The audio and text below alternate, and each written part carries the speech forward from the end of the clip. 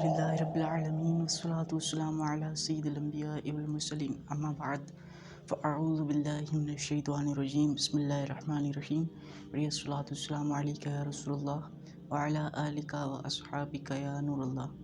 درود شریف کی فضیلت فرمان آخری نبی صلی اللہ تعالیٰ علیہ وآلہ وسلم، جو شخص مجھ پر 10 مرتبہ درود پاک پڑھے اللہ تبارک و تعالیٰ اس پر 100 رحمتیں نازل فرماتا ہے۔ صلی اللہ الحبیب صلی اللہ تعالیٰ علی محمد صلی اللہ تعالیٰ علیہ وآلہ وسلم۔ السلام علیکم ورحمۃ اللہ وبرکاتہ۔ کیسے ہیں آپ لوگ؟ ٹھیک ہیں، خیریت سے ہیں؟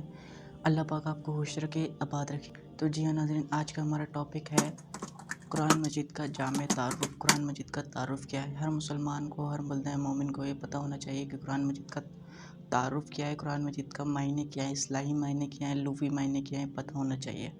اور یہ بھی پتہ ہونا چاہیے کہ قرآن مجید کیوں نازل ہوا ہم پر۔ سب سے پہلے یہ سن لیتے ہیں، پھر اپنے ٹاپک کی طرف آتے ہیں کہ قرآن مجید کا کیا تعارف ہے۔ اللہ تعالیٰ نے انسانوں کی ہدایت اور رہنمائی کے لیے انبیاء کرام اور رسول بھیجے، جنہوں نے اللہ تعالیٰ کے احکامات انسانوں تک پہنچائے۔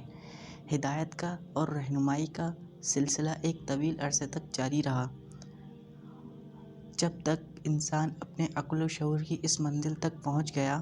اب اس کی ہدایت اور رہنمائی کی مزید ضرورت نہیں، تو اللہ تعالیٰ نے نبوت کا سلسلہ ختم فرما دیا اور نبی کریم صلی اللہ تعالیٰ علیہ وسلم کو آخری نبی بنا کر بھیجا، اور انسانوں کے لیے تمام بہترین اصولوں کو ایک مجموعہ شکل میں حضور اکرم صلی اللہ تعالیٰ علیہ وسلم کے وسیلے سے انسانوں کو عطا کیا، جسے قرآن مجید کہتے ہیں۔ اب آتے ہیں ہم اپنے ٹاپک کی طرف۔ قرآن مجید کا تعارف کیا ہے؟ قرآن مجید کا جامع تعارف۔ قرآن مجید کے لغوی معنی پڑھنا، یعنی قرآن مجید کے لغوی معنی پڑھنا یعنی بہت زیادہ پڑھے جانے والی کتاب۔ قرآن کریم کے اصطلاحی معنی، اب لغوی ہو گئے، اب اصطلاحی معنی کیا ہیں؟ اللہ تبارک و تعالیٰ کا وہ کلام جو حضور اکرم صلی اللہ تعالیٰ علیہ وسلم پر حضرت جبرائیل علیہ السلام کے ذریعے نازل ہوا اور مصاحف میں بھی لکھا گیا۔ قرآن مجید میں کل 30 پارے، 114 صورتیں، 558 رکوع۔ کتنے؟ قرآن مجید میں 30 پارے، 114 صورتیں، 558 رکوع، 6232 آیتیں ہیں۔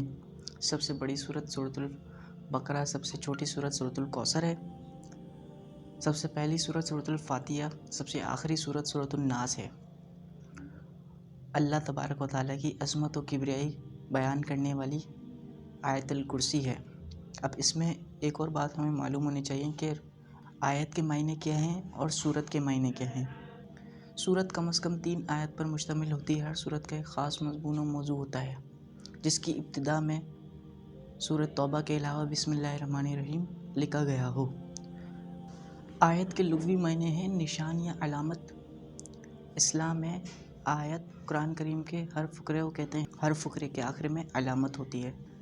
اسی کے ساتھ ہماری آج کی ویڈیو کا اختتام ہوا ہے۔ امید کرتا ہوں آپ کو قرآن مجید کا تعارف اور قرآن کریم کیوں نازل ہوئے سمجھ آ گیا ہوگا۔